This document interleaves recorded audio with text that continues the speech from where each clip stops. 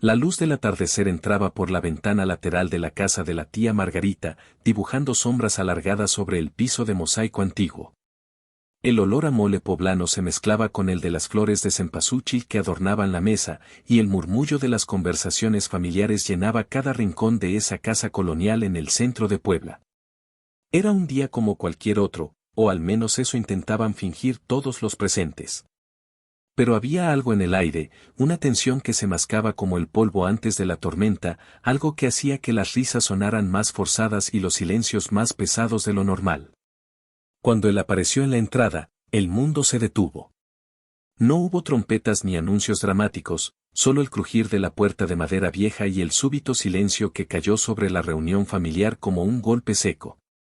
Ahí estaba, después de 15 años y 4 meses, parado en el umbral con una camisa de lino arrugada y esa misma expresión altiva que recordaba de mi infancia, como si el tiempo no tuviera derecho a cobrarle nada.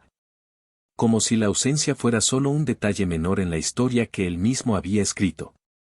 Alguien susurró a mi lado, con voz temblorosa y llena de una emoción que no supe descifrar. Míralo. Es tu papá. Las palabras flotaron en el aire espeso de la tarde, cargadas de un peso que no necesitaba explicación. Mi corazón se apretó dentro del pecho, no de emoción, sino de algo más oscuro, más profundo. Era como si todos los años de silencio, todas las preguntas sin respuesta y todas las noches esperando un teléfono que nunca sonó se hubieran condensado en ese único instante. Él no saludó. No pidió permiso. Caminó directo hacia la mesa donde estaban las cervezas Victoria enfriándose en una hielera de plástico azul, tomó una con naturalidad, como si nunca se hubiera ido, como si tuviera todo el derecho del mundo a estar ahí. Se sentó en la cabecera de la mesa, ese lugar que siempre creyó suyo por algún derecho divino que nadie más podía cuestionar. Me observó entonces, con esos ojos grises que alguna vez pensé que eran sabios, recorriéndome de arriba a abajo con una lentitud calculada. Evaluándome como quien examina un mueble viejo en el mercado de antigüedades de la Lagunilla. Y entonces habló. Así que tú eres lo que quedó. Lo dijo con una media sonrisa que pretendía ser graciosa, con ese tono despectivo que parecía no haber perdido a pesar de los años. Pensé que estarías peor. Las risas nerviosas brotaron de algunos primos, tíos y conocidos que no sabían cómo reaccionar ante la incomodidad monumental que llenaba la habitación. Yo sentí como el pecho se me apretaba, no por él, porque hace mucho que dejó de importarme, sino por el niño que fui. Ese niño de 8 años que se quedaba despierto los viernes por la noche esperando una llamada que prometieron y nunca llegó. Ese niño que preguntaba a su madre con voz pequeña si había hecho algo malo para que papá no quisiera volver. Esa humillación no era nueva. Solo estaba retrasada, como una carta que viaja años en el correo antes de llegar a su destino. Había llegado el momento de saldar cuentas, aunque nadie más en esa mesa lo supiera todavía. Porque yo había venido preparado. En mi bolso había una carpeta gastada, de esas antiguas de cartón manila que se amarillean con el tiempo, llena de papeles que él nunca creyó que yo conservaría.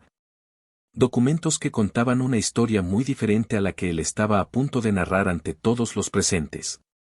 Él comenzó a hablar, gesticulando con la cerveza en la mano, contando su versión de los hechos como quien recita un guión ensayado 1000 veces. Habló de sacrificios que jamás hizo, de lo difícil que fue irse para buscar mejores oportunidades, de lo complicada que era la vida y de lo injusto que resultaba que nadie entendiera su situación. Se victimizó frente a todos, girando la historia con la habilidad de un prestidigitador, transformando su abandono en un acto de heroísmo incomprendido. Cuando intenté abrir la boca para decir algo, me interrumpió con un gesto brusco de la mano. No vengas ahora con reproches, dijo con tono de autoridad paterna que hacía décadas había perdido el derecho a usar. La vida no te debía nada. Respiré hondo. La mesa estaba repleta de platos con quesadillas de flor de calabaza, tostadas de tinga, vasos de agua de Jamaica, botellas de refresco y cerveza. Todo parecía dolorosamente normal, excepto la herida abierta que él acababa de tocar sin el menor cuidado.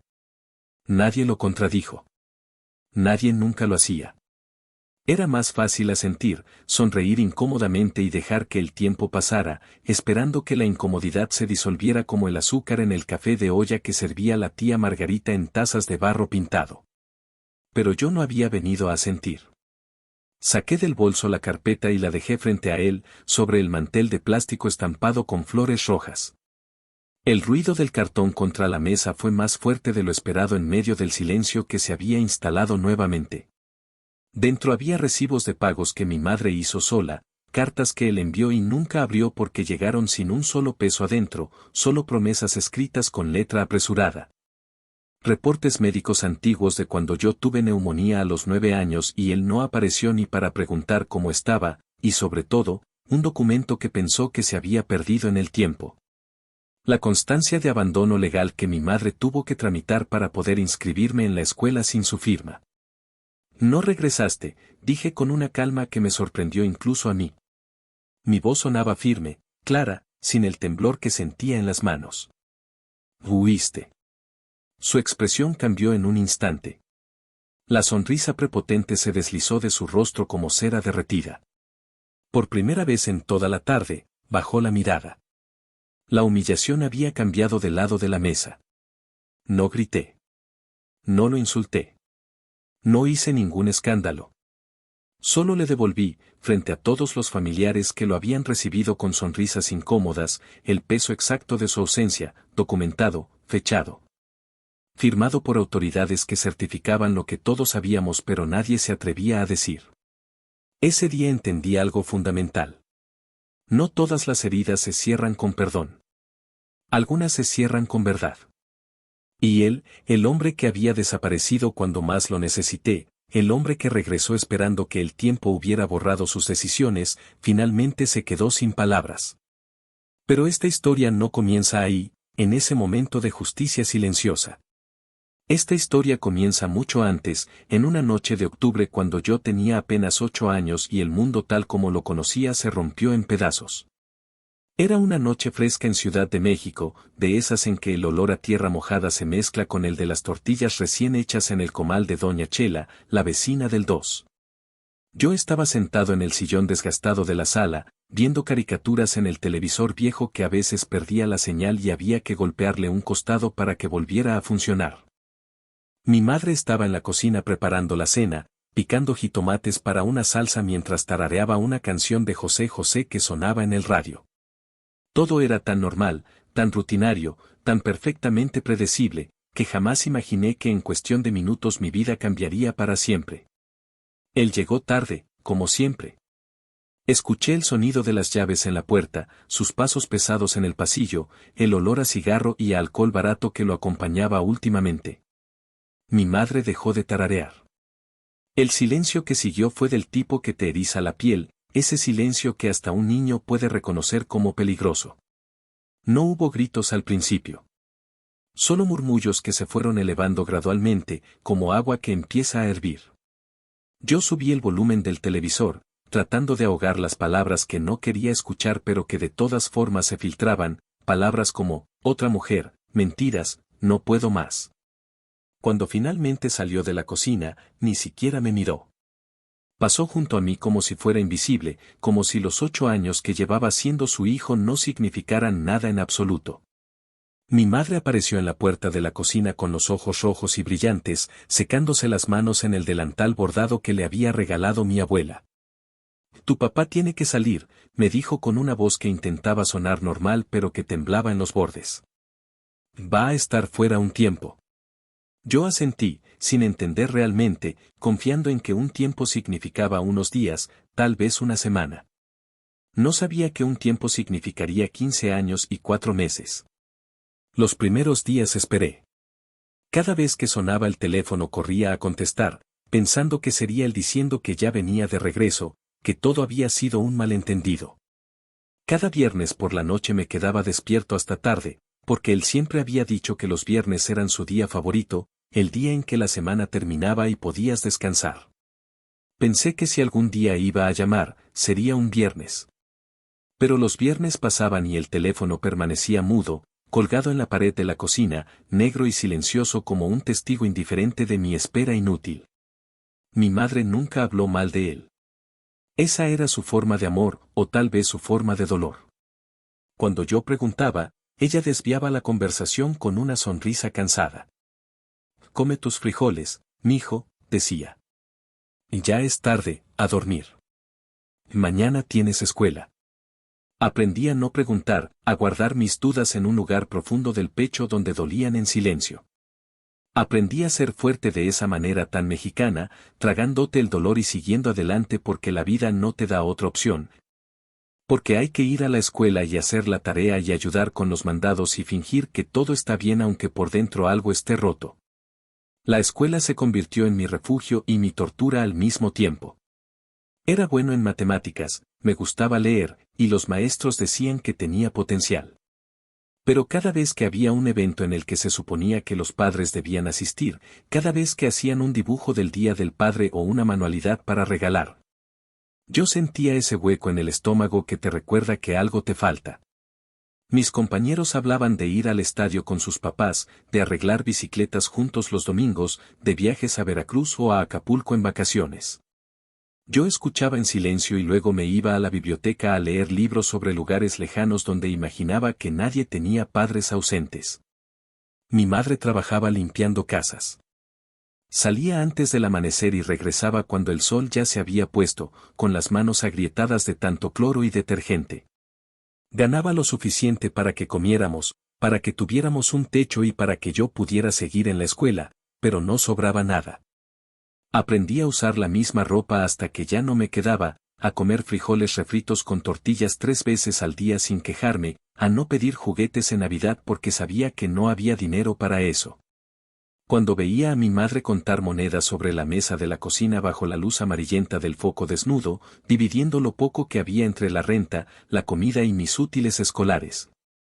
Entendía sin que nadie me lo dijera que mi padre nos había dejado no solo emocionalmente, sino también económicamente en la cuerda floja.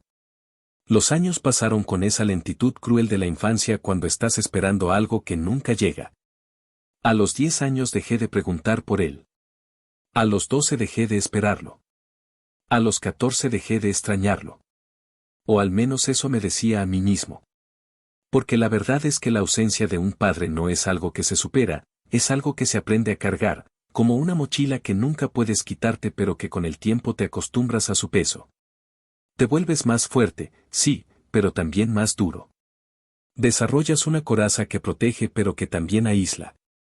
Cuando tenía 15 años conseguí mi primer trabajo repartiendo periódicos por las mañanas antes de ir a la escuela. Me levantaba a las 5, cuando la ciudad todavía estaba oscura y fría, y recorría las calles de la colonia en una bicicleta destartalada que había arreglado con piezas que encontré en un tianguis. El dinero no era mucho, pero era mío, ganado con mi propio esfuerzo, y cada peso que le daba a mi madre para ayudar con los gastos me hacía sentir un poco menos impotente.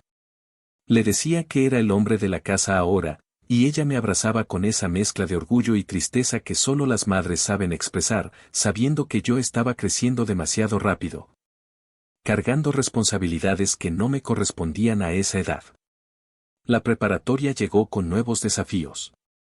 Mientras mis compañeros hablaban de qué universidad elegirían, de las carreras que estudiarían, yo hacía cálculos mentales de cómo podría seguir ayudando en casa y estudiar al mismo tiempo. Pensaba en universidades públicas, en horarios nocturnos, en trabajar todo el día y estudiar toda la noche. No era justo, pero la justicia era un concepto abstracto que no pagaba la renta ni ponía comida en la mesa. Mi madre me decía que no me preocupara, que ella se las arreglaría, pero yo veía cómo le dolía la espalda cada vez más, cómo sus manos se volvían más arrugadas, cómo el cansancio se instalaba en su rostro como arrugas prematuras. Fue en esa época cuando empecé a odiar a mi padre de verdad. No era el odio explosivo y dramático de las películas, sino algo más frío y permanente, un resentimiento que se solidificaba con cada día que pasaba, con cada peso que faltaba, con cada vez que mi madre llegaba exhausta del trabajo. Lo odiaba por su cobardía, por su egoísmo, por habernos dejado luchando solos mientras él estaba quién sabe dónde haciendo quién sabe qué. Lo odiaba por todas las veces que tuve que fingir que no me importaba cuando alguien preguntaba por él. Lo odiaba por robarme la posibilidad de ser simplemente un niño, por obligarme a crecer antes de tiempo. Cuando cumplí 18 años, mi madre me preparó mi pastel favorito, uno de 3 leches que hacía solo en ocasiones especiales. Lo decoró con fresas y crema, y cuando apagué la única vela que podíamos costear, me abrazó fuerte y me susurró al oído: «Estoy orgullosa del hombre en que te has convertido». No mencionó a mi padre, pero ambos sabíamos que estaba ahí, en el espacio vacío de la mesa, en la silla que nunca se ocupaba, en todas las conversaciones que nunca tuvimos. Esa noche, mientras comía mi rebanada de pastel y veía a mi madre sonreír cansada desde el otro lado de la mesa, tomé una decisión. Si algún día mi padre aparecía, no lo recibiría con los brazos abiertos. No habría perdón automático solo porque la sangre nos uniera. Él tendría que enfrentar las consecuencias de sus decisiones, así como yo había tenido que vivir con las consecuencias de su ausencia. La universidad llegó, finalmente. Conseguí una beca parcial en la UNAM para estudiar contabilidad, y trabajaba por las tardes en una papelería cercana a Ciudad Universitaria. No era la carrera de mis sueños, pero era práctica, y yo había aprendido a ser práctico por encima de todo. Los números no me mentían, no me abandonaban, no prometían cosas que no podían cumplir. Los números eran confiables de una manera que las personas nunca habían sido para mí. Me volví bueno en lo que hacía, meticuloso, dedicado. Mis profesores decían que tenía futuro en el mundo corporativo, pero yo solo pensaba en terminar, conseguir un buen empleo y finalmente darle a mi madre la vida que se merecía, la vida que mi padre le había quitado. Durante esos años universitarios, mi vida se volvió una rutina rigurosa de estudio y trabajo. No tuve tiempo para novias, para fiestas, para todas esas experiencias que se supone que definen la juventud. Mis compañeros iban a Acapulco en vacaciones de primavera mientras yo hacía turnos dobles en la papelería. Salían los fines de semana a antros y bares mientras yo estudiaba en la biblioteca hasta que cerraban y luego seguía en casa con los libros abiertos sobre la mesa de la cocina. No me quejaba. Había aprendido a no quejarme. Pero a veces, en las noches silenciosas cuando todos dormían, me permitía pensar en cómo hubiera sido mi vida si mi padre hubiera sido diferente, si hubiera elegido quedarse. Si hubiera sido el tipo de hombre que enfrenta sus responsabilidades en lugar de huir de ellas. Me gradué con honores a los 24 años. Mi madre lloró en la ceremonia, sentada en las gradas con su mejor vestido, ese de flores azules que guardaba para las ocasiones importantes. Cuando me entregaron el título y busqué su rostro entre la multitud, vi en sus ojos todo el sacrificio, todo el dolor, todo el amor que había puesto en sacarme adelante sola. En ese momento, la silla vacía junto a ella, donde debería haber estado mi padre celebrando el logro de su hijo, se sintió más pesada que nunca. No era solo su ausencia en ese día específico, era su ausencia en todos los días que habían llevado hasta ese momento, todos los días en que mi madre había trabajado hasta el agotamiento para que yo pudiera estar ahí.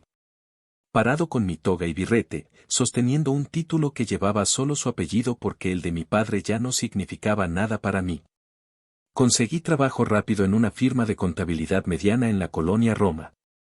No era nada glamoroso, pero el sueldo era decente y, por primera vez en mi vida, pude darle dinero a mi madre sin que fuera solo para sobrevivir. Le compré un refrigerador nuevo para reemplazar el viejo que llevaba años haciendo ruidos extraños. Le pagué para que fuera al dentista y se arreglara las muelas que le dolían desde hacía años pero que nunca había tenido dinero para atender. Poco a poco, muy lentamente, empezamos a respirar. No éramos ricos, ni siquiera podíamos considerarnos de clase media, pero ya no estábamos al borde del precipicio financiero, contando cada peso para llegar al final del mes. Fue entonces, cuando finalmente las cosas empezaban a estabilizarse, cuando la vida comenzaba a parecerse a algo que podría llamarse normal, que mi padre decidió regresar. No como un hombre arrepentido tocando humildemente a nuestra puerta, sino a través de mi tía Margarita, quien me llamó un martes por la tarde para decirme, con voz incómoda y llena de una emoción que no pedí, que mi padre había aparecido después de todos esos años. Estaba en Puebla, le había dicho a ella, y quería reconectar con la familia. Mi tía, con esa ingenuidad o tal vez complicidad familiar que tanto me molestaba, pensó que sería buena idea organizar una reunión familiar, un cumpleaños donde todos pudiéramos reencontrarnos. Cuando colgué el teléfono, me quedé sentado en mi escritorio de la oficina, mirando por la ventana hacia el tráfico caótico de insurgentes, procesando la información. 15 años. 15 años y 4 meses de silencio absoluto, y ahora quería reconectar. La rabia que sentí fue instantánea y visceral, pero también había algo más, una curiosidad mórbida. ¿Qué tipo de hombre desaparece durante tanto tiempo y luego simplemente decide volver como si nada?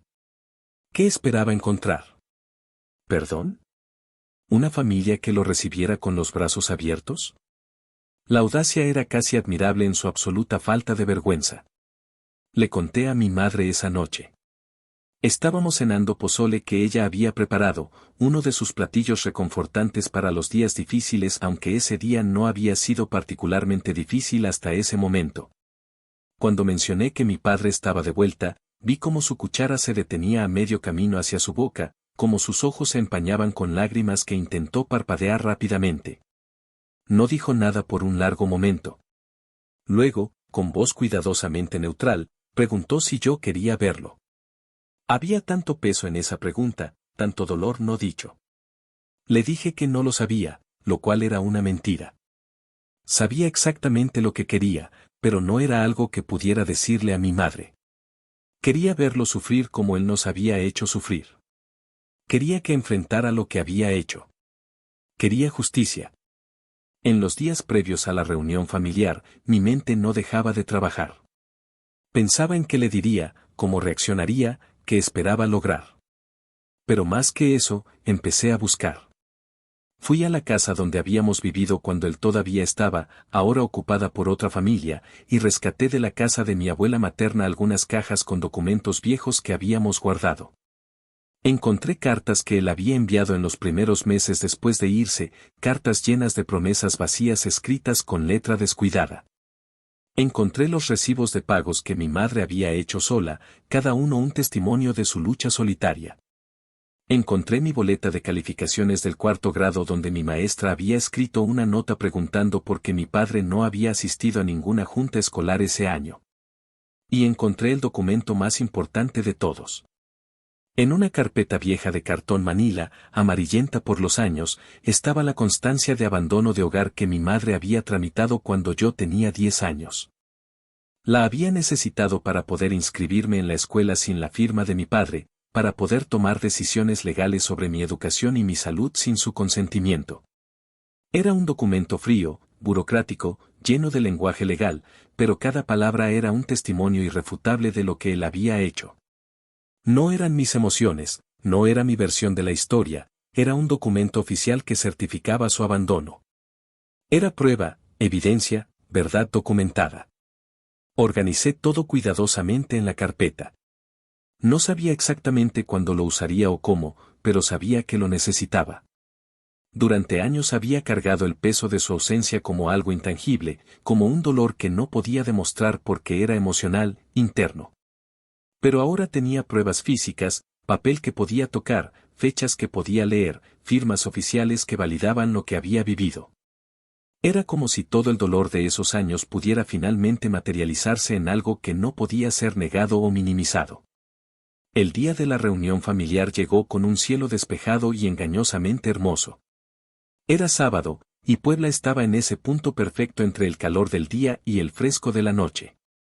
Mi madre decidió no ir. Me dijo que era mi decisión qué hacer con mi padre, que ella ya había hecho las paces con su ausencia a su manera. La abracé antes de salir, y ella me apretó fuerte, como solía hacer cuando yo era niño y tenía miedo de algo. Pase lo que pase, me dijo, ya eres el hombre que necesitaba ser. Él no te define. Esas palabras me acompañaron todo el camino en el autobús hacia Puebla. La casa de mi tía Margarita olía a mole recién hecho, ese aroma complejo y profundo que toma horas de preparación. Había llegado temprano a propósito, queriendo estar ahí antes que él, queriendo tener el control de la situación aunque solo fuera el control de llegar primero. Mis primos me recibieron con abrazos incómodos, sin saber exactamente qué decir. Todos sabían por qué estábamos ahí realmente, aunque el pretexto oficial era el cumpleaños de mi tía. Todos sabían que esto era un escenario montado para un reencuentro que nadie estaba seguro de querer presenciar. Cuando él finalmente apareció, el efecto fue exactamente como lo había imaginado en mis peores escenarios. El silencio cayó como una cortina pesada. Ahí estaba el hombre que había ocupado tanto espacio en mi mente durante tantos años, pero que físicamente era casi un extraño. Había envejecido, eso era obvio.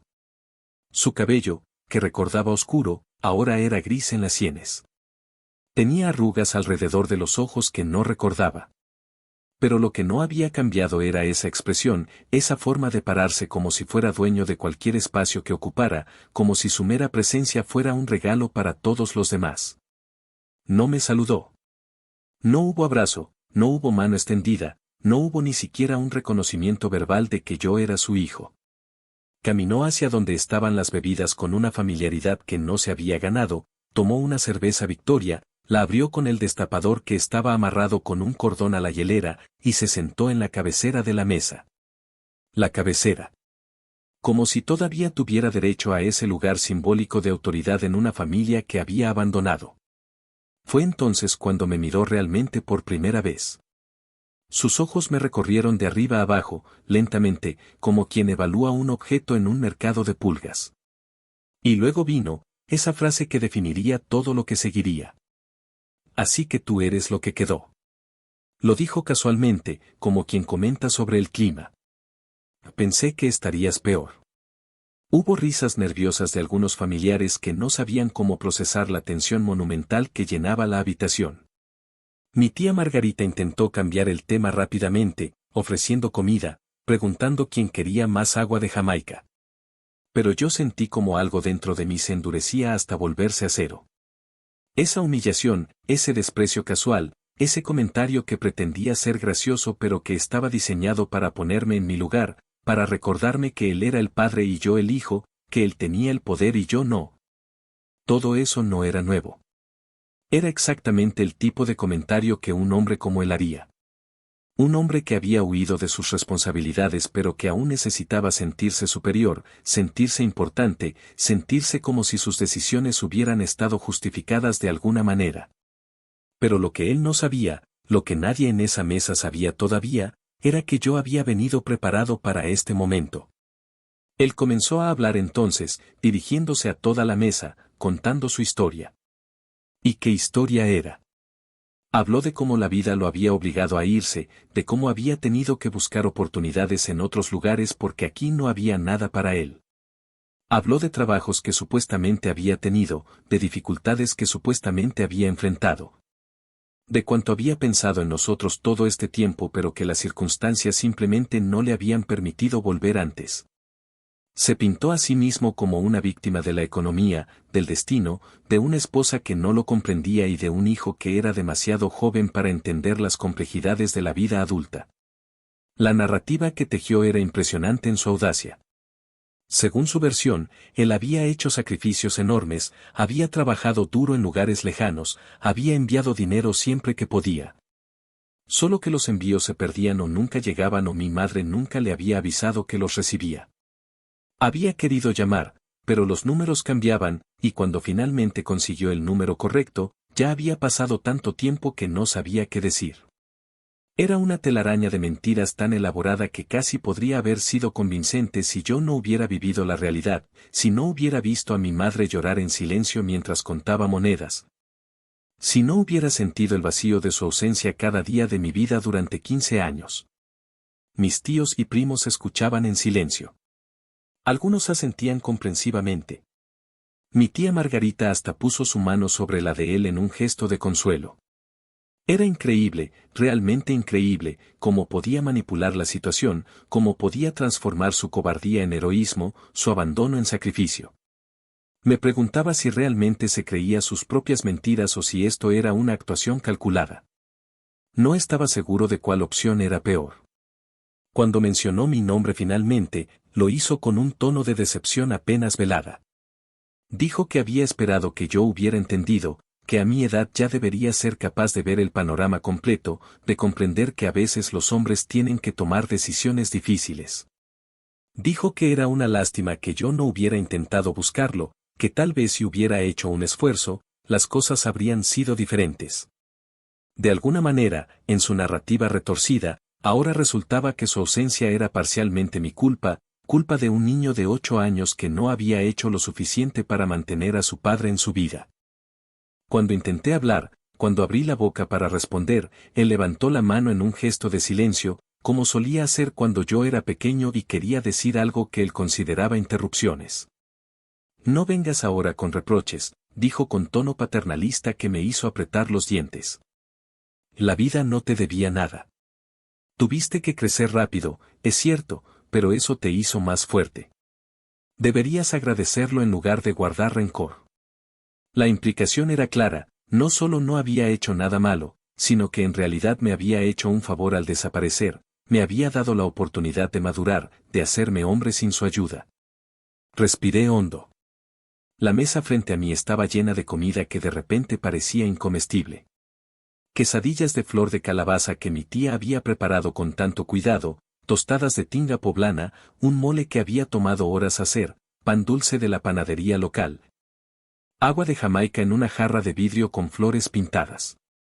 Todo se veía perfectamente normal, perfectamente festivo, excepto por la gigantesca herida emocional que acababa de ser abierta y expuesta frente a todos los presentes. Nadie lo contradecía.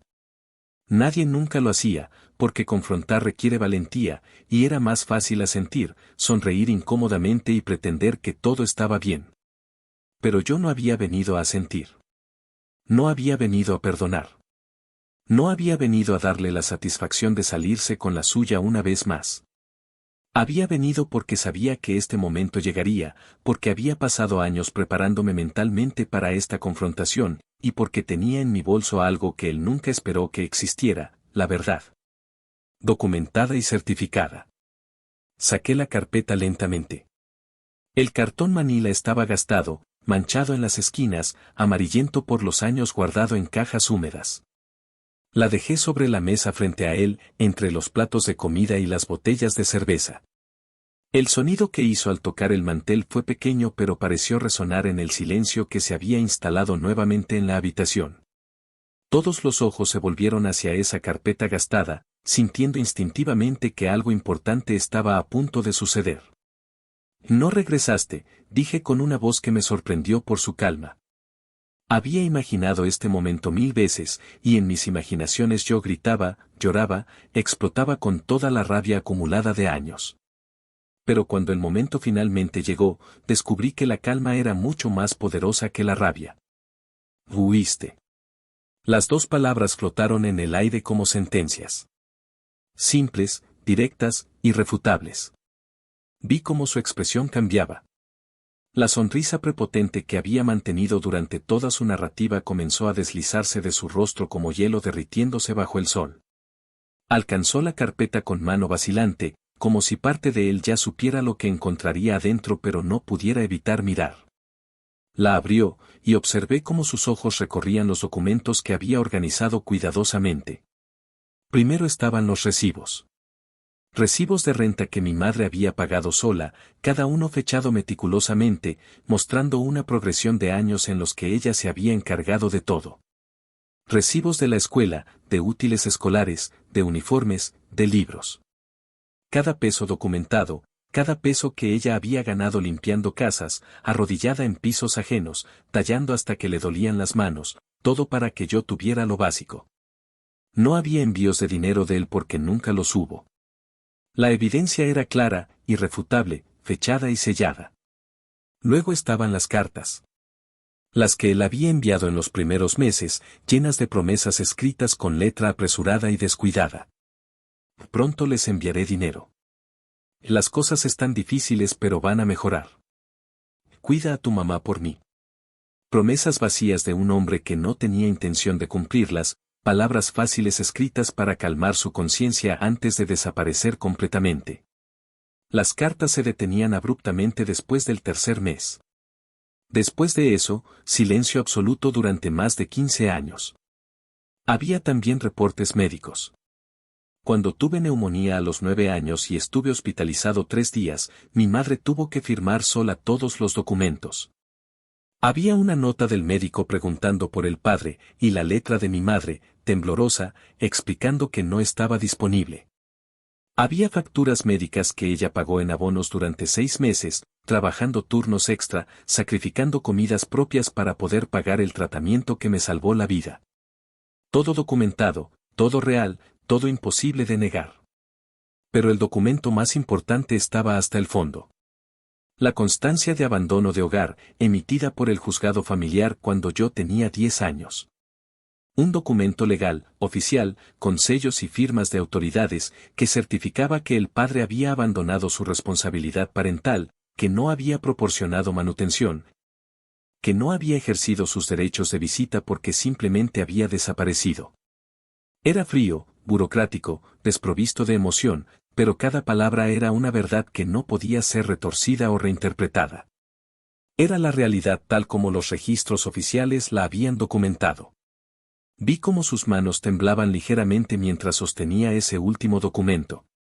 Su rostro, que momentos antes había estado lleno de confianza arrogante, ahora estaba pálido.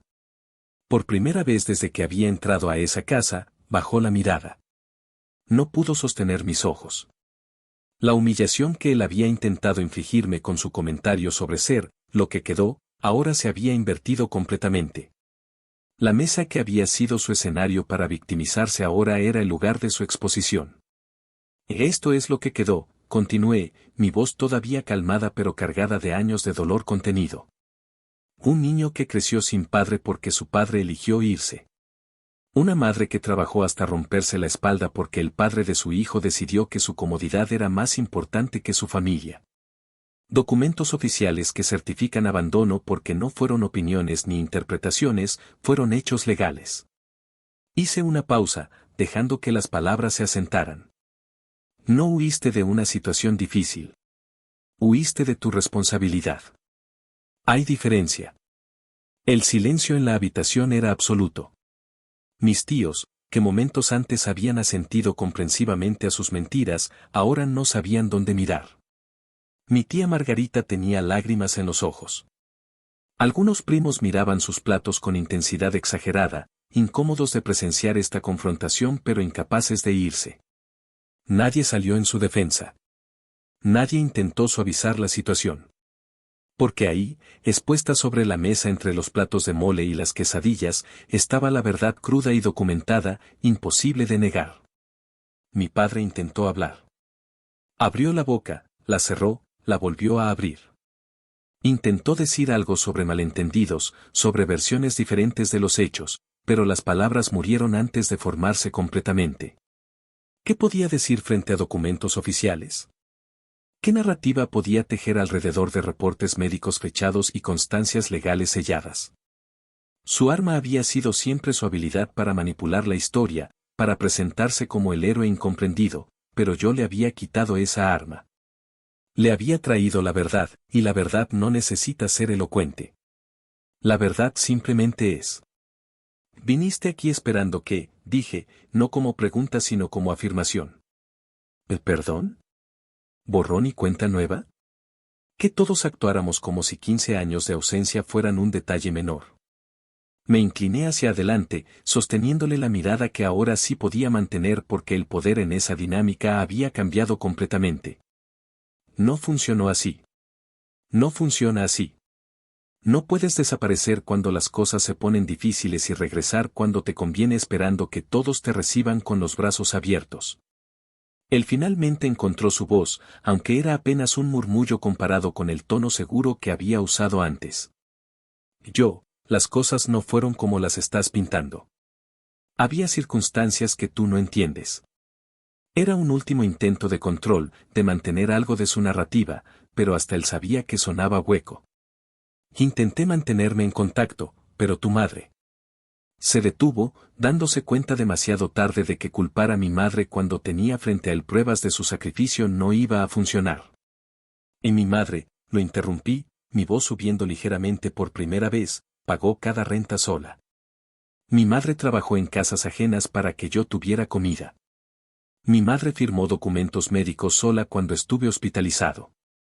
Mi madre se rompió el cuerpo trabajando para darme una vida decente mientras tú estabas quién sabe dónde haciendo quién sabe qué. Señalé los documentos. Y esto no es mi versión de la historia. Esto es la historia, Punto. Documentada, fechada, certificada. Podía ver cómo la realización caía sobre él como agua fría. No era solo que lo estaba confrontando en privado, era que lo estaba haciendo frente a toda la familia, desmontando pieza por pieza la imagen que había intentado construir. Todo el mundo ahora sabía la verdad. No podría ir con otros familiares y tejer una narrativa diferente, porque todos habían visto los documentos. No podría victimizarse porque todos habían visto la evidencia de su abandono. La humillación que había intentado infligirme se había vuelto completamente en su contra. Mi tía Margarita finalmente rompió el silencio, su voz temblando. «Hermano, ¿es verdad todo esto?» Era una pregunta retórica porque los documentos frente a él no mentían, pero necesitaba preguntarlo de todas formas. Mi padre no respondió. ¿Qué podía decir? Pensé que habías estado trabajando lejos, que habías querido mantenerte en contacto pero no pudiste. Ella negó con la cabeza lentamente. Nos mentiste a todos. Él intentó levantarse, tal vez para irse, para huir nuevamente como había huido 15 años atrás, pero algo en mi mirada lo detuvo. No, dije firmemente. No esta vez. Esta vez te quedas y escuchas. Me debes al menos eso después de 15 años de silencio. Se volvió a sentar lentamente, como un hombre derrotado, y por primera vez en mi vida lo vi como realmente era, no como la figura amenazante de mi infancia, ni como el villano de mis pensamientos adolescentes, sino como un hombre pequeño, cobarde, incapaz de enfrentar las consecuencias de sus propias decisiones. Crecí con tu ausencia como una sombra, continué, y ahora había emoción en mi voz, toda la emoción que había reprimido durante años. Cada día del padre en la escuela cuando tenía que hacer una manualidad que sabía que nadie recibiría. Cada vez que mis compañeros hablaban de sus papás y yo tenía que fingir que no me importaba. Cada vez que mi madre lloraba pensando que yo no la escuchaba. Cada peso que faltó, cada sacrificio que tuvimos que hacer, cada momento difícil que enfrentamos solos, todo eso fue porque tú elegiste irte. No fue una decisión fácil, intentó decir él débilmente, pero yo levanté la mano, el mismo gesto que él había usado conmigo antes, silenciándolo. No me importa si fue fácil o no. Las decisiones tienen consecuencias. Elegiste tu comodidad sobre tu familia. Elegiste huir en lugar de enfrentar tus responsabilidades. Y ahora, 15 años después, regresas sin disculpas, sin explicación real, sin siquiera la decencia de mostrar vergüenza, esperando que todos te reciban como el hijo pródigo que regresa a casa. Me reí amargamente. Pero tú no eres el hijo pródigo. Tú eres el padre que huyó. Uno de mis primos, Carlos, que siempre había sido cercano a mi padre antes de que se fuera, habló por primera vez. Tío, cuando me preguntaste por el sobrino la semana pasada, me dijiste que habías estado enviando dinero todo este tiempo pero que se perdían los envíos. Me dijiste que querías reconectar porque finalmente tenías estabilidad. Todo eso fueron mentiras. La acusación en su voz era clara. Mi padre no respondió, solo miró la cerveza que tenía frente a él, ahora tibia y olvidada. ¿Sabes cuál es la parte más triste de todo esto?, pregunté, mi voz bajando a un tono casi conversacional. Que pudiste haber sido parte de algo hermoso. Pudiste haber visto cómo me gradué con honores de la universidad. Pudiste haber estado ahí cuando conseguí mi primer trabajo. Pudiste haber conocido al hombre en que me convertí a pesar de tu ausencia, o tal vez gracias a ella. Pero elegiste no estar ahí. Y ahora vienes queriendo entrar en una vida que construimos sin ti, como si tu mera presencia fuera suficiente. Mi tía sacó un pañuelo y se secó los ojos. Pensé que organizar esto sería bueno para todos, dijo con voz quebrada. Pensé que las familias debían estar unidas, que había que perdonar. Me miró con ojos llenos de disculpa. Lo siento, mijo. No sabía toda la historia. Tu padre me dijo. Se detuvo, tal vez dándose cuenta de que todo lo que mi padre le había dicho probablemente también habían sido mentiras. No tienes que disculparte, tía, le dije con más suavidad. No sabías. Él es muy bueno inventando historias, muy bueno haciéndose la víctima. Yo también habría creído en él si no hubiera vivido la realidad. Volví mi atención hacia mi padre. Pero yo sí viví la realidad. Viví cada día de tu ausencia. Y guardé la evidencia porque parte de mí siempre supo que este día llegaría, que intentarías regresar con tu narrativa cuidadosamente construida, y yo necesitaba tener más que mis sentimientos para defenderte. Él finalmente levantó la vista para mirarme, y por primera vez vi algo en sus ojos que podría haber sido arrepentimiento, o tal vez solo era la humillación de haber sido expuesto tan completamente. No esperaba que te volvieras así, dijo, y había un toque de amargura en su voz. Tan duro. Tan poco dispuesto a entender. Era increíble. Incluso en este momento, frente a evidencia irrefutable de su abandono, todavía intentaba hacer que mi falta de perdón fuera el problema. Me volví exactamente lo que necesitaba hacer para sobrevivir tu ausencia, respondí.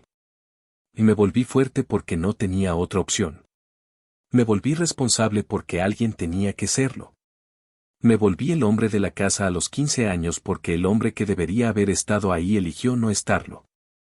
Sí, me volví duro. Y si eso te molesta, tal vez deberías reflexionar sobre quién tuvo la culpa de que tuviera que endurecerme. El silencio que siguió fue diferente de los anteriores. Este no era el silencio de la incomodidad o de la sorpresa. Era el silencio de la aceptación, de la verdad finalmente siendo reconocida.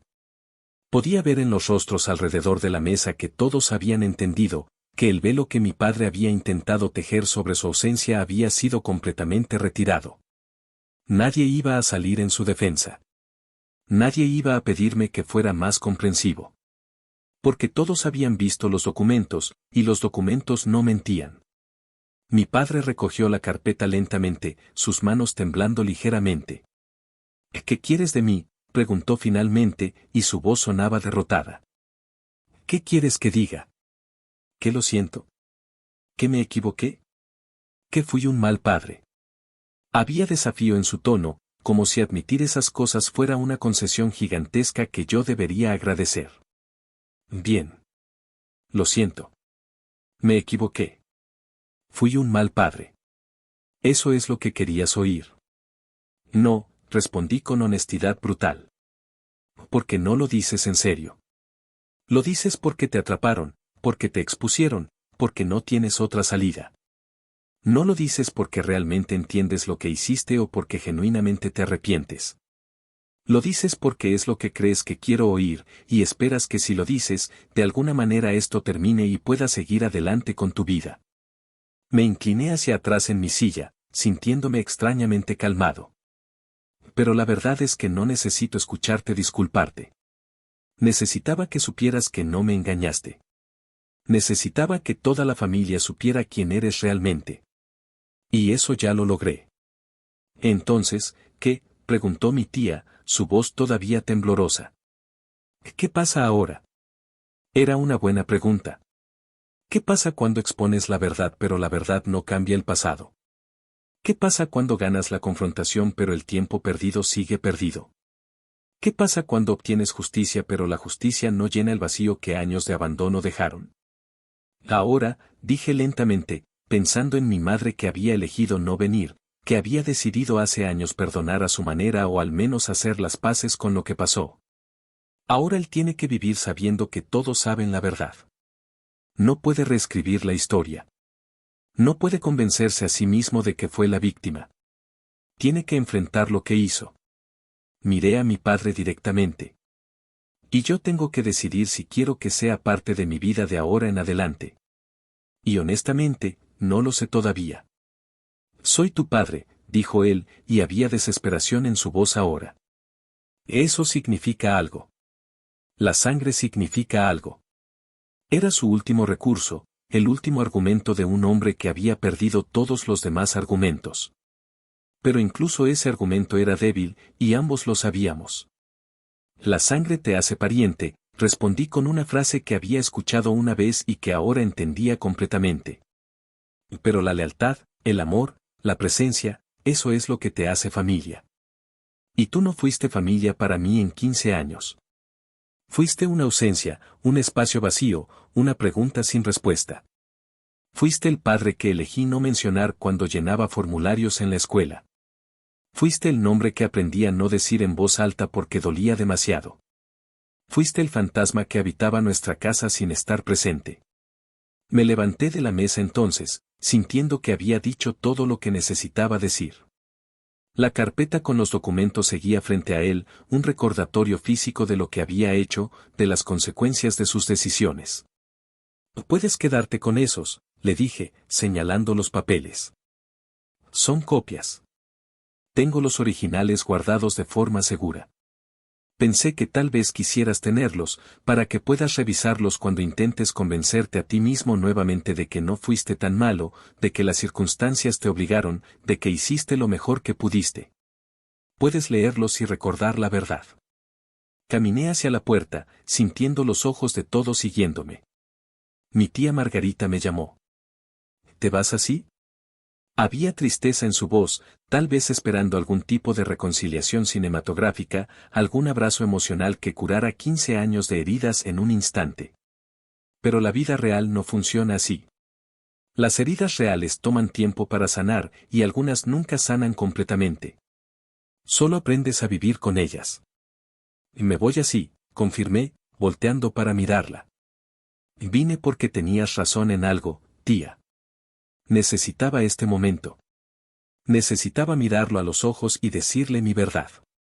Necesitaba que supiera que no lo olvidé, que no perdoné solo porque pasó el tiempo, que las heridas que causó no desaparecieron mágicamente. Miré a mi padre una última vez. Pero no vine a reconciliarme. Vine a cerrar un capítulo. Y ya lo hice. Salí de la casa de mi tía mientras el sol comenzaba a ponerse sobre Puebla, tiñendo el cielo de naranjas y rojos intensos. El aire fresco de la tarde se sentía liberador después de la atmósfera pesada y cargada de la confrontación.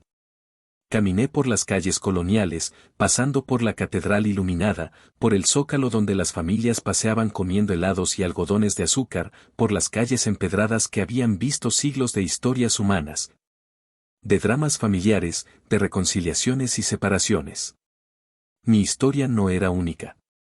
Era solo una más en el interminable catálogo de relaciones rotas y heridas no sanadas que forman parte de la experiencia humana. En el autobús de regreso a Ciudad de México, mientras veía por la ventana los paisajes oscuros de la carretera, pensé en mi madre. Ella había elegido no venir hoy, pero de alguna manera sabía que había estado ahí conmigo en espíritu, en cada documento que había guardado, en cada sacrificio que había hecho, en cada lección de fortaleza que me había enseñado sin palabras. Ella había sido mi padre y mi madre durante 15 años, había sido todo lo que necesité cuando él decidió que ser padre era demasiado difícil. Y aunque la vida que nos dio no fue fácil, no fue lujosa, no fue lo que otros niños tenían, fue suficiente. Fue amor. Fue sacrificio. Fue presencia. Fue todo lo que él no fue. Cuando llegué a casa esa noche, mi madre estaba esperando en la sala, leyendo una novela bajo la luz amarillenta de la lámpara. Levantó la vista cuando entré, y en sus ojos vi la pregunta que no necesitaba hacer. Me senté junto a ella en el sillón que habíamos tenido desde que yo era niño, el mismo sillón donde me había sentado a ver caricaturas aquella noche de octubre cuando todo cambió. «Ya está», le dije simplemente. «Ya terminó». Ella asintió, entendiendo sin necesidad de más explicaciones, y puso su mano sobre la mía, esa mano agrietada por años de trabajo duro. Esa mano que me había sostenido cuando necesité apoyo y me había empujado cuando necesité fuerza. En las semanas que siguieron, la vida continuó su ritmo normal. Iba a trabajar, regresaba a casa, cenaba con mi madre, veía televisión, leía, dormía. La rutina era reconfortante en su normalidad. Pero algo había cambiado. Había una ligereza que antes no estaba, como si hubiera estado cargando un peso que ni siquiera sabía que tenía y finalmente lo hubiera dejado ir. Durante 15 años había vivido con la pregunta no expresada de qué pasaría si mi padre regresaba, qué le diría, cómo reaccionaría. Ahora tenía la respuesta. Y la respuesta me había dado paz, no porque hubiera perdonado, sino porque había dicho mi verdad y él la había tenido que escuchar. Mi padre intentó contactarme un par de veces después de ese día. Llamadas que no contesté, mensajes que leí pero no respondí. No era crueldad lo que me motivaba, sino autoprotección. Había dicho lo que necesitaba decir, había cerrado el capítulo que necesitaba cerrar. Abrir una línea de comunicación ahora solo significaba darle otra oportunidad de intentar reescribir la historia, de intentar manipular la narrativa, de intentar hacerme sentir culpable por no perdonar. Y yo había aprendido, de la manera más dura, que algunas personas no cambian, que algunos patrones están tan profundamente arraigados que ninguna cantidad de confrontación o evidencia los modificará. Hubo quienes pensaron que fui duro. Mi tía Margarita me llamó un mes después, sugiriendo suavemente que tal vez podría reconsiderar, que él era mi padre después de todo, que la familia era importante. Le agradecí su preocupación, pero le expliqué que la familia, la verdadera familia, ya la tenía. La había tenido siempre en mi madre, que nunca se rindió. La tenía en las personas que estuvieron presentes cuando él no estuvo. La familia no es solo sangre compartida, es tiempo compartido, es lucha compartida, es estar presente en los momentos difíciles, no solo aparecer cuando conviene. En el trabajo, me concentré en crecer profesionalmente. Conseguí un ascenso 6 meses después de la confrontación. No puedo decir que hubo una correlación directa, pero sentía que tenía más energía, más claridad mental. Ya no gastaba energía emocional preguntándome qué pasaría si mi padre regresaba o qué le diría. Esa energía ahora iba a cosas productivas, a construir mi carrera, a cuidar de mi madre, a finalmente, por primera vez en mi vida, empezar a pensar en qué quería yo de mi propia vida más allá de simplemente sobrevivir. Conocí a alguien, eventualmente. Una colega del trabajo llamada Patricia, inteligente y amable, con una risa fácil y una paciencia infinita para mis momentos de silencio. Cuando llegó el momento de hablar sobre nuestras familias, le conté mi historia sin dramatismo, como quien relata hechos históricos. Ella escuchó sin interrumpir, y cuando terminé, lo único que dijo fue, debió ser difícil. No intentó analizar, no ofreció consejos no solicitados, no sugirió que debería perdonar o reconciliarme. Solo reconoció mi experiencia, y ese reconocimiento simple significó más que cualquier consejo elaborado. Mi madre conoció a Patricia en una cena familiar que organicé en nuestra casa. Vi cómo las dos mujeres más importantes de mi vida conversaban sobre recetas y plantas y las telenovelas que ambas veían religiosamente. Mi madre le mostró el pequeño jardín que había creado en el patio trasero, lleno de hierbas para cocinar y flores de cempasúchil. Patricia le preguntó sobre cada planta, genuinamente interesada, y vi en los ojos de mi madre algo que no había visto en mucho tiempo, esperanza. No la esperanza de que yo finalmente encontrara a alguien, sino la esperanza más profunda de que después de todo el dolor y el sacrificio, la vida podía ser buena, podía ser normal. Podía tener esos momentos simples de alegría que se había negado durante tantos años. Un año después de la confrontación, mi tía Margarita organizó otra reunión familiar, esta vez sin agenda oculta, solo un simple convivio de domingo. Decidí ir, y llevé a Patricia conmigo. Mi padre no estaba. Según me enteré, había regresado a donde sea que había estado durante esos 15 años. Algunos familiares lo habían visto 1 o 2 veces más después del cumpleaños, pero había sido incómodo, las conversaciones forzadas, su presencia un recordatorio constante de mentiras expuestas. Eventualmente dejó de aparecer, y nadie lo buscó. Era más fácil para todos simplemente dejar que se desvaneciera nuevamente, esta vez sin las ilusiones que había traído en su primer intento de regreso. Mientras comíamos tacos de carnitas que mi tía había preparado, rodeado de primos y tíos que ya no veían a mi padre con los ojos de la inocencia o la obligación familiar, me di cuenta de algo importante. La confrontación no había sido sobre ganar o perder. Había sido sobre decir la verdad en voz alta, sobre quitar el poder que el silencio le daba a las mentiras. Durante años había guardado el dolor en silencio, porque así se supone que uno debe comportarse, porque hablar mal de un padre ausente se sentía como una traición aunque él hubiera sido el primero en traicionar. Pero ese día en la casa de mi tía, cuando saqué los documentos y expuse la verdad, no había traicionado nada. Había liberado algo. Patricia me apretó la mano bajo la mesa, un gesto pequeño de solidaridad. Ella sabía, sin que yo le dijera, que estar en esta casa, con esta familia, sabiendo que mi padre había estado aquí hacía un año intentando reescribir la historia, no era fácil. Pero era más fácil de lo que había imaginado. Porque ya no había secretos. Ya no había narrativas conflictivas. Todos sabían la verdad, y en esa verdad compartida había una especie de paz. Mi primo Carlos, quien había cuestionado a mi padre ese día sobre las mentiras, se acercó mientras servían el postre. Oye, dijo con un tono casual pero con intención clara, quería decirte que hiciste lo correcto ese día. Sé que no fue fácil, pero necesitabas decir todo eso. Y él necesitaba escucharlo. Se encogió de hombros. Siempre pensé que el tío había tenido sus razones para irse, que tal vez la situación había sido más compleja de lo que parecía. Pero no. Solo fue un cobarde. Y está bien que lo hayas llamado así. Gracias, le dije, y lo decía en serio. El reconocimiento de un familiar que había estado del otro lado, que había creído en mi padre hasta que la evidencia lo hizo imposible, significaba mucho. Significaba que no había sido solo mi versión contra la suya, sino que la verdad objetiva había prevalecido. Y aunque eso no cambiaba el pasado, cambiaba el presente. Cambiaba cómo la familia me veía, cómo se veían a sí mismos por haber sido engañados, cómo verían futuras situaciones similares. Esa noche, de regreso en la ciudad, Patricia me preguntó algo que nadie más se había atrevido a preguntar.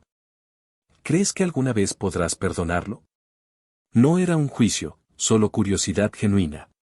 Me tomé mi tiempo para responder, pensando cuidadosamente. No sé, admití finalmente. Y creo que está bien no saberlo. Durante mucho tiempo pensé que el perdón era algo que tenía que hacer, como una tarea pendiente en mi lista de desarrollo personal. Pero he aprendido que el perdón no es una obligación. Es una elección. Y si eliges no perdonar, no te convierte en una mala persona. Solo te convierte en alguien que tiene límites claros. ¿Y qué hay de ti?, preguntó ella. ¿Cómo estás tú con todo esto? Era una pregunta diferente, más profunda. No se trataba de mi padre o del perdón, sino de mi propio bienestar, de cómo había procesado todo esto. Estoy mejor, dije honestamente. Estoy en paz. No porque haya perdonado, sino porque dije la verdad. Durante años tuve que guardar silencio sobre mi dolor porque hablar de ello se sentía como ser desleal o amargado. Pero ese día, cuando expuse todo frente a la familia, cuando mostré los documentos y dije exactamente lo que pensaba, algo se liberó dentro de mí. Continué, tratando de articular algo que apenas yo mismo entendía completamente. Era como si hubiera estado cargando esta narrativa interna de abandono y dolor, pero nunca la había validado externamente. Siempre había sido mi historia privada. Pero cuando la hice pública, cuando otros la vieron y la reconocieron como válida, como real, fue como si finalmente tuviera permiso para sentir lo que había estado sintiendo. Y paradójicamente, una vez que tuve ese permiso, el dolor comenzó a perder su agarre sobre mí. Los meses continuaron pasando, transformándose en otro año. Recibí otra promoción en el trabajo, y con ella vino un salario que finalmente nos permitió a mi madre y a mí mudarnos a un departamento más grande, más bonito. Le compré muebles nuevos, no porque los viejos no funcionaran sino porque ella merecía algo que fuera suyo, algo que no estuviera marcado por años de lucha y escasez. Cuando vio el comedor nuevo, de madera sólida con sillas cómodas, lloró. No de tristeza sino de alivio, de la realización de que finalmente, después de tantos años de sacrificio, las cosas estaban mejorando. Te convertiste en el hombre que necesitaba ser, me dijo esa noche mientras cenábamos en la mesa nueva, la misma frase que me había dicho antes de que fuera a enfrentar a mi padre. Y no fue gracias a él. Fue a pesar de él. Esas palabras se quedaron conmigo. A pesar de él. No gracias a su ausencia, como él había sugerido ese día, diciendo que me había hecho más fuerte. Sino a pesar de su ausencia. Había una diferencia crucial en esa distinción.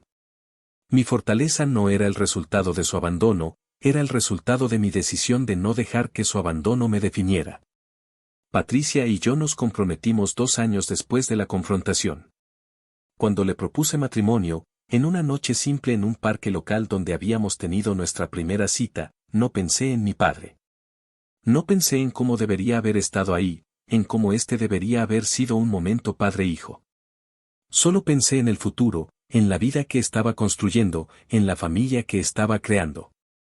Mi madre sería la única que caminaría conmigo hacia el altar cuando llegara el día, y eso estaba perfectamente bien. Más que bien. Era correcto. La boda fue pequeña pero significativa. Amigos cercanos, familia que había estado presente, colegas de trabajo que se habían vuelto parte de mi círculo. Mi tía Margarita estuvo ahí, y en un momento de la recepción se acercó para darme un abrazo. Tu padre preguntó si podía venir, me dijo suavemente. Le dije que necesitabas decidirlo tú. La miré sorprendido. No sabía que él había preguntado, no sabía que todavía tenía algún interés en ser parte de mi vida. ¿Y qué decidiste?, preguntó. Le dije que no podía tomar esa decisión por ti, que tenías que contactarlo tú si querías que estuviera aquí. No me sentí mal por no haberlo invitado. No sentí una punzada de culpa o de pérdida. Solo sentí confirmación de que había tomado la decisión correcta. Este día, este momento importante en mi vida, era para las personas que habían estado presentes. No para alguien que aparecía esporádicamente esperando participar en los momentos felices después de haber estado ausente en los momentos difíciles. Mi madre bailó conmigo la pieza tradicional madre-hijo, y mientras nos movíamos lentamente al ritmo de la música, le susurré, gracias. Por todo. Por nunca rendirte. Por ser suficiente cuando él decidió que nosotros no lo éramos para él. Ella me apretó más fuerte, y sentí sus lágrimas mojando mi hombro. Siempre fuiste suficiente, me dijo. Siempre valiste la pena. Él fue quien no estuvo a la altura. Y en ese momento, rodeado de amor y celebración, bailando con la mujer que me había dado todo, finalmente entendí que ella tenía razón. El problema nunca había sido conmigo. El problema siempre había sido con él. Los años siguientes trajeron nuevas alegrías y nuevos desafíos. Patricia y yo tuvimos un hijo, un niño hermoso que nombramos Santiago. Cuando lo sostuve por primera vez en el hospital, pequeño y vulnerable en mis brazos, pensé en mi propio padre y en cómo había podido alejarse de eso. ¿Cómo puedes ver a tu hijo y decidir que no vale la pena quedarte? Fue en ese momento, mirando el rostro arrugado de mi hijo recién nacido, que finalmente entendí que mi padre y yo éramos fundamentalmente diferentes. Yo nunca podría hacer lo que él hizo. Nunca podría imaginar una circunstancia que justificara abandonar a este ser pequeño que dependía completamente de mí. Ser padre cambió mi perspectiva en formas que no había anticipado. Cada momento con Santiago, cada pañal cambiado, cada noche sin dormir, cada sonrisa y cada llanto, me hacía apreciar más profundamente todo lo que mi madre había hecho sola. Y me hacía entender más claramente la magnitud de lo que mi padre había perdido. No solo había perdido verme crecer, había perdido la oportunidad de ser parte de algo más grande que él mismo, había perdido la oportunidad de amar y ser amado incondicionalmente. Había perdido la experiencia fundamental de la paternidad que, por difícil que sea, es también una de las más gratificantes. Mi madre era una abuela devota. Venía cada fin de semana a ayudar con Santiago, y verla con mi hijo era ver un círculo completo. El amor que había derramado sobre mí, el sacrificio que había hecho para criarme, ahora se extendía a otra generación. Y esta vez lo hacía sin el peso del abandono, sin la lucha económica desesperada, sin el dolor de un esposo ausente. Lo hacía con alegría pura, con la satisfacción de ver que su sacrificio había valido la pena, que había criado a un hombre que a su vez estaba tratando de ser un buen padre. ¿Alguna vez piensas en él?, me preguntó Patricia una noche después de poner a Santiago a dormir. Había pasado casi 5 años desde la confrontación en casa de mi tía. A veces, admití. No con frecuencia, pero sí, a veces. Le expliqué que cuando pensaba en él ahora, no era con el dolor agudo de antes, sino con algo más parecido a la tristeza. Tristeza por lo que podría haber sido, por las oportunidades perdidas, por una relación que nunca existió y nunca existiría. ¿Querrás que Santiago lo conozca algún día?, preguntó. Era una pregunta que había estado evitando pero que sabía que eventualmente tendría que enfrentar. No lo sé, respondí honestamente. Aparte de mí piensa que Santiago merece conocer su historia completa, incluyendo las partes difíciles.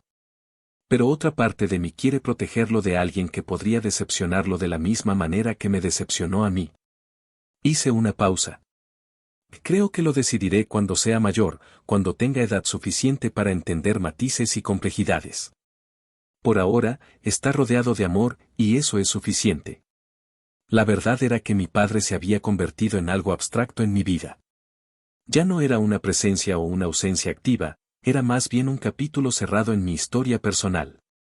Un capítulo importante, sin duda, uno que había moldeado quién era yo de maneras profundas, pero un capítulo no obstante. La vida había continuado. Había construido una familia, una carrera, una vida que era mía, que no estaba definida por su abandono sino por mis propias elecciones y esfuerzos. Había aprendido lecciones valiosas de la experiencia. Había aprendido que el perdón no es algo que le debes a alguien más, sino algo que haces por ti mismo si y cuando estás listo. Había aprendido que la familia no es solo quien comparte tu sangre, sino quien comparte tu vida. Había aprendido que confrontar la verdad, por dolorosa que sea, es mejor que vivir con mentiras cómodas. Y había aprendido que puedes tomar el dolor de tu pasado y usarlo como combustible para crear un mejor futuro, en lugar de dejar que te paralice. Mi hijo creció rápido, como todos los niños. Cuando cumplió 5 años, organizamos una fiesta en el parque local. Había globos y pastel y niños corriendo por todos lados. Mi madre estaba ahí, por supuesto, junto con Patricia, mis amigos cercanos, algunos primos incluyendo Carlos, y mi tía Margarita. Era una celebración simple pero llena de amor. Mientras veía a Santiago jugar con los otros niños, su risa clara y alegre llenando el aire, sentí una gratitud profunda. Gratitud porque, a pesar de todo, a pesar del abandono y del dolor y de las luchas, había llegado a este punto. Tenía una familia que amaba y que me amaba. Tenía un hijo que nunca conocería la sensación de tener un padre ausente. Tenía una madre que había vivido lo suficiente para ver que su sacrificio no fue en vano. Y tenía paz, no la paz del perdón, sino la paz de la aceptación, de entender que algunas heridas nunca sanan completamente, pero que puedes aprender a vivir con ellas sin dejar que definan tu vida. Más tarde esa tarde, cuando la fiesta terminó y todos se fueron a casa, me quedé un momento extra en el parque con Santiago. Él estaba cansado pero feliz, contándome sobre todos los juegos que había jugado y los amigos que habían venido. Lo escuché con atención completa, presente en ese momento de una manera que mi padre nunca fue presente para mí. Y en ese acto simple de escuchar, de estar ahí, de ser el padre que yo necesité pero no tuve, encontré un tipo diferente de cierre. No necesitaba que mi padre se disculpara. No necesitaba que admitiera su error. No necesitaba su arrepentimiento o su reconocimiento. Lo que necesitaba era esto, la capacidad de ser mejor de lo que él fue, de romper el ciclo de abandono, de mostrarle a mi hijo que los padres se quedan, que los padres se presentan, que los padres eligen a sus hijos una y otra vez, en los buenos y en los malos momentos. Esa noche, después de poner a Santiago en la cama, me senté en la sala con Patricia. Había una fotografía en la pared, de nuestra boda, con mi madre, Patricia y yo, sonriendo a la cámara. No faltaba nadie en esa foto. Estábamos completos. ¿En qué piensas?, preguntó Patricia, acurrucándose junto a mí. En cómo a veces las cosas rotas no se arreglan, dije lentamente. A veces simplemente construyes algo nuevo alrededor de ellas. Algo más fuerte. Algo mejor. Ella asintió, entendiendo sin necesidad de más explicación.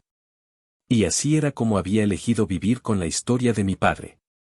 No había esperado a que se arreglara, no había esperado a que él se convirtiera en el padre que debería haber sido.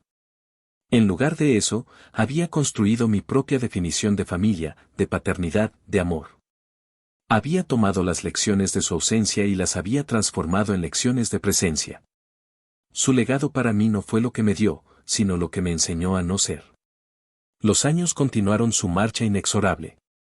Santiago creció, comenzó la escuela, hizo amigos, desarrolló sus propios intereses y personalidad. Nunca preguntó por su abuelo paterno, y yo nunca saqué el tema.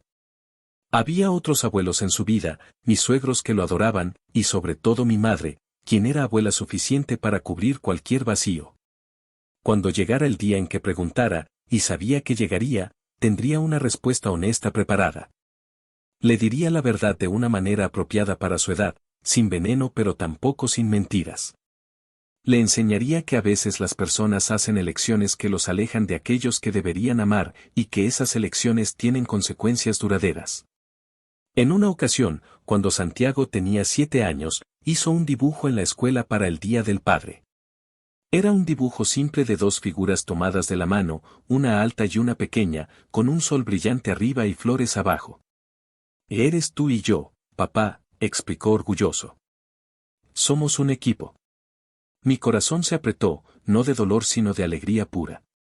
Porque él estaba en lo correcto. Éramos un equipo. Y a diferencia del equipo que mi padre y yo nunca logramos ser, este equipo era sólido, presente, real. Colgué ese dibujo en mi oficina en casa, donde lo veo cada día. Es un recordatorio de por qué todo valió la pena. La confrontación con mi padre, el dolor del abandono, los años de lucha, todo había llevado a este momento donde yo podía ser para mi hijo lo que mi padre nunca fue para mí. Era una victoria silenciosa, una que mi padre nunca sabría sobre, una que no necesitaba su validación o reconocimiento. Era mi victoria, y eso era suficiente. Mi madre, ahora con canas más pronunciadas y moviéndose un poco más lento pero todavía con esa fortaleza que siempre la caracterizó, me dijo una vez: «El mejor regalo que le puedes dar a tu hijo es mostrarle cómo ser un buen hombre. Y lo estás haciendo. Lo veo cada día». Sus palabras significaron más para mí que cualquier premio o reconocimiento profesional. Porque ella había estado ahí desde el principio, había visto la lucha, había sido parte integral de mi formación, y su opinión importaba más que la de cualquier otra persona. Hubo momentos, por supuesto, en los que me preguntaba sobre mi padre. ¿Dónde estaba? ¿Qué estaba haciendo? ¿Alguna vez pensaba en nosotros? ¿Alguna vez se arrepentía? Estos pensamientos venían en oleadas ocasionales, usualmente desencadenados por algo pequeño, una canción, un olor, una fecha significativa. Pero nunca duraban mucho. Eran como nubes pasajeras en un cielo mayormente despejado. Reconocía su presencia, les permitía pasar, y seguía adelante con mi vida. La verdad es que había hecho las paces con el hecho de que probablemente nunca sabría las respuestas a esas preguntas. Y sorprendentemente, eso estaba bien. No necesitaba cerrar cada cabo suelto de mi pasado para seguir adelante. No necesitaba entender completamente sus motivaciones para validar mis propios sentimientos. Su historia se había bifurcado de la mía ese día en casa de mi tía, cuando expuse su abandono y reclamé mi verdad. Desde entonces, nuestros caminos habían sido paralelos, acercándose nunca, y eso era como tenía que ser. Pienso a veces en ese día, en la carpeta de documentos, en las caras de los familiares, en su expresión cuando finalmente entendió que no lo había perdonado solo por el paso del tiempo. Pienso en cómo la luz del atardecer entraba por la ventana, iluminando la escena de justicia callada. Pienso en cómo me sentí caminando fuera de esa casa, liberado de un peso que no sabía que estaba cargando. Y cada vez que pienso en eso, siento lo mismo: gratitud por haber tenido el coraje de hablar, de no dejar que su narrativa fuera la única contada. Ese día no cambió el pasado. Mi infancia sin padre seguía siendo una realidad. Los años de lucha de mi madre seguían siendo hechos inalterables. El dolor que sentí mientras crecía sin su presencia no desapareció mágicamente. Pero ese día cambió algo fundamental, cambió quien tenía el poder en esa historia. Ya no era su víctima silenciosa. Era sobreviviente que había hablado, que había reclamado su narrativa, que había dicho: «Esto es lo que pasó, y no voy a dejarte reescribirlo».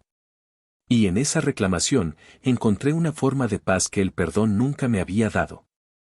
Encontré la paz de la verdad, la paz de los límites claros, la paz de decir «no» a alguien que no se había ganado el derecho a estar en mi vida. Encontré la paz de construir algo nuevo y hermoso a pesar de las ruinas del pasado, de ser el padre que yo necesité, de darle a mi hijo lo que mi padre eligió no darme. Hoy, cuando miro mi vida, veo una familia llena de amor. Veo un hijo que está creciendo con seguridad y confianza. Veo una madre que finalmente puede descansar después de años de lucha. Veo una esposa que me ama con todos mis defectos y heridas. Veo una carrera que me satisface. Veo amigos que son familia elegida. Y no veo un hueco donde mi padre debería estar, porque ese espacio nunca fue realmente suyo. Fue un espacio que yo llené con mi propia definición de familia, con mi propia construcción de lo que significa pertenecer. La historia de mi padre y yo no tiene el final de cuento de hadas que algunos esperarían. No hay reconciliación emotiva, no hay abrazo entre lágrimas, no hay perdón dramático. Y eso está perfectamente bien. Porque no todas las historias necesitan ese tipo de final. Algunas historias terminan con alguien simplemente diciendo la verdad, poniendo límites y eligiendo su propia paz por encima de las expectativas sociales de lo que debería ser el perdón familiar. Si pudiera hablarle a ese niño de 8 años que vi por última vez a mi padre cruzar esa puerta, le diría esto: el dolor que sientes es real y válido. La confusión sobre por qué tu padre se fue no es culpa tuya. Los años que vienen serán difíciles, pero serás fuerte. Crecerás para ser el hombre que necesitas ser, no gracias a su ausencia sino a pesar de ella. Y un día, cuando tengas tu propio hijo, entenderás completamente lo inconcebible que es lo que él hizo, y esa comprensión te liberará de cualquier duda restante sobre si merecías ser abandonado. Porque nadie merece eso, especialmente no un niño de 8 años que solo quería que su papá se quedara. Y si pudiera hablarle a mi padre ahora, le diría esto: espero que encuentres paz con tus decisiones.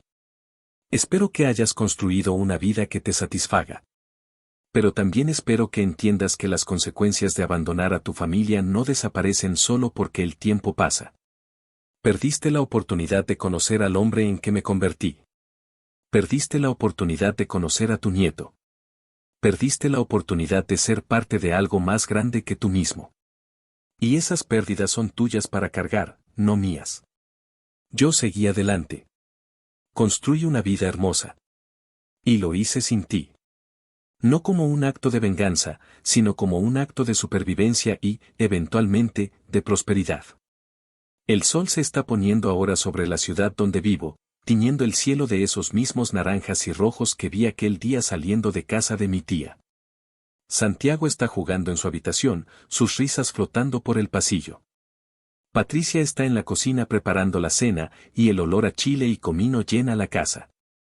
Mi madre llegará pronto para cenar con nosotros, como hace cada viernes.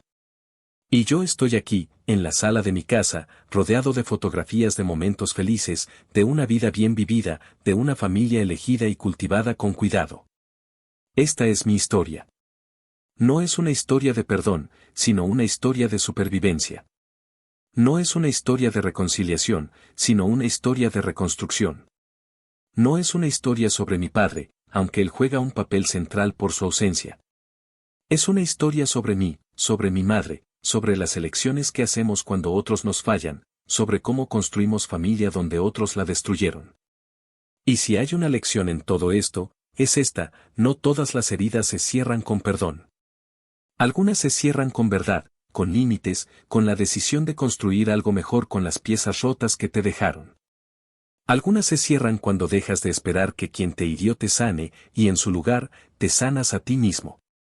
Algunas se cierran cuando entiendes que merecías mejor, que tu hijo merece mejor, y que tienes el poder de romper ciclos que parecían inevitables. Mi padre desapareció hace años.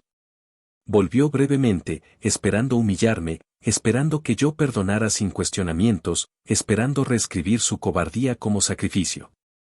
Pero yo estaba preparado. Le mostré la verdad, documentada e innegable. Y en ese momento, la humillación cambió de lado. Él se quedó sin palabras, y yo encontré mi voz. No fue el final de mi historia con él, fue el principio de mi historia sin él. Y esa historia, construida pieza por pieza, día por día, elección por elección, es más hermosa de lo que cualquier reconciliación forzada hubiera podido ser. Este es mi testimonio. Esta es mi verdad. Y está bien así. Si esta historia te llegó al corazón, si te hizo reflexionar sobre tus propias relaciones familiares, sobre el perdón, sobre las decisiones que definieron tu vida, entonces ha cumplido su propósito. Las historias más poderosas son aquellas que nos ayudan a entender nuestras propias heridas, nuestras propias cicatrices, nuestras propias victorias silenciosas. Y si estás luchando con tu propia historia de abandono, de dolor familiar, de heridas no sanadas, quiero que sepas esto: está bien no perdonar. Está bien poner límites. Está bien elegir tu propia paz por encima de las expectativas de otros. Está bien construir tu propia definición de familia. Y sobre todo, está bien sanar a tu propio ritmo, en tus propios términos. No dejes que nadie te diga que el tiempo cura todas las heridas. El tiempo solo pasa. Lo que cura es lo que haces con ese tiempo, las decisiones que tomas, la verdad que reclamas, la vida que construyes. Y a veces, la mayor sanación viene no de perdonar al que te hirió, sino de perdonarte a ti mismo por todas las veces que pensaste que merecías el dolor. Gracias por escuchar mi historia. Gracias por permitirme compartir esta verdad, por dolorosa que sea. Y si tienes tu propia historia similar, sepa que no estás solo. Somos muchos los que caminamos con estas cicatrices, aprendiendo a bailar con ellas en lugar de dejar que nos paralicen. Somos supervivientes, no víctimas. Somos constructores, no destructores. Y somos merecedores de amor, de familia, de paz, sin importar lo que otros hayan decidido no darnos. Si quieres escuchar más historias que tocan el corazón, que exploran la complejidad de las relaciones humanas, que te hacen reflexionar sobre tu propia vida, suscríbete a Historias para Distraerte. Compartimos una nueva historia cada día, historias reales de personas reales enfrentando situaciones extraordinarias. Porque a veces, las mejores lecciones vienen de escuchar las experiencias de otros, de saber que no estamos solos en nuestras luchas, de encontrar fuerza en la valentía compartida de aquellos que han caminado caminos similares.